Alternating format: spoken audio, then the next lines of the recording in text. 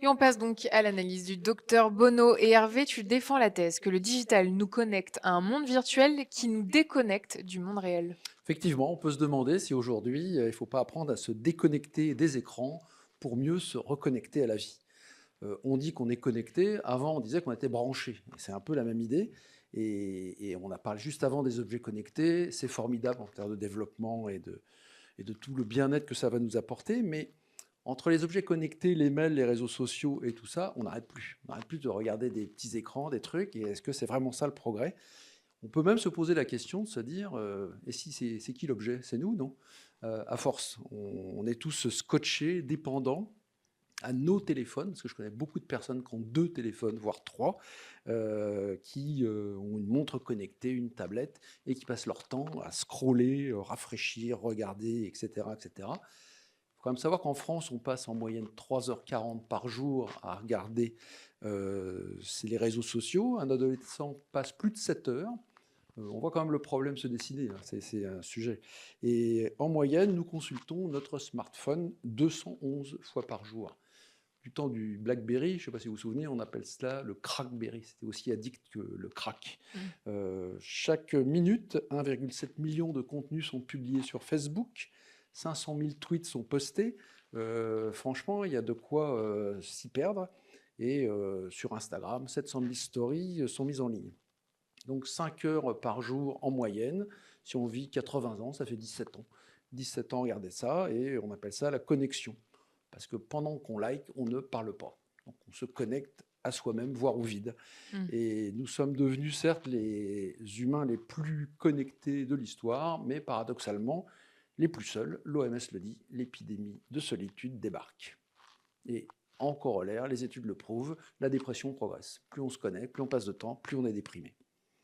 Et pendant ce temps-là, donc, des objets connectés arrivent en plus, et c'est formidable, de plus en plus nombreux pour surveiller notre forme, notre poids, notre vigilance, tout ce qu'on veut. Et ils mesurent tout, et ils vont sauver nos vies, moi j'en suis persuadé. Mais on peut se demander si tout ça va dans le bon sens Mm. pour notre santé quand même, notre santé mentale. Mm. En gros, tu nous dis qu'on est en train de se déconnecter de nous-mêmes et des autres. Totalement. Et c'est le principe de l'addiction, on le sait tous, mais on y retourne quand même. On aime ça, et on n'arrive pas à se dépasser de ces objets. Et en plus, maintenant, on commence à se dire, je vais télécharger d'autres trucs en plus de tout ce que j'ai déjà, à savoir des applis de méditation, de bien-être. Je vais même me payer des retraites de digital detox. Autour de moi, c'est la grande mode, qui en clair veut dire, bon, ce soir, je coupe les notifications. On l'a tous fait, on Mm, les a tous mm. recollés 2 jours après parce que bon, c'est saoulant, mais c'est quand même nécessaire, quoi.